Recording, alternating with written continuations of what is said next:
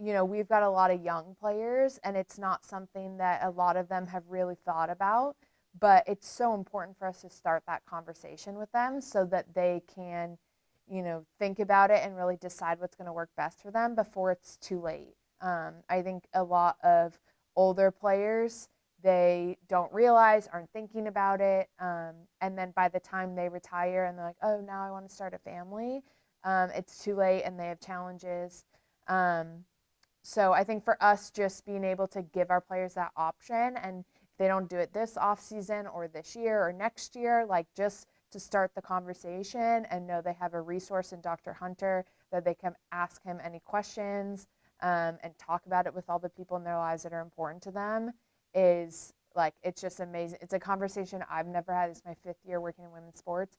It's a conversation I've never had with players, and is so important because that's a huge part of our players' lives, and to be able to just discuss it freely and just, again, be able to discuss options for them so they don't feel trapped.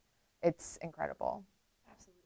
A lot of people don't learn that female fertility declines with age in their high school health class, right? And so that's just something where I'm having to break that news to a lot of my 35-year-old patients, a lot of my 40-year-old patients, a lot of my 45-year-old patients every day at work. And so this is something where, again, racing players are at peak fertility at their current age while they're investing their time on the field. They can't carry, the majority of players can't carry a pregnancy and actively maintain a professional athletic career. At a minimum, it will change the trajectory of their career. For some, pregnancy would be career ending. It puts a lot of stress on the body, a lot of time. Obviously, having the responsibilities of a newborn are all big life-changing events. And while there are some players who can successfully navigate pregnancy and continue a top-level professional career, many can't.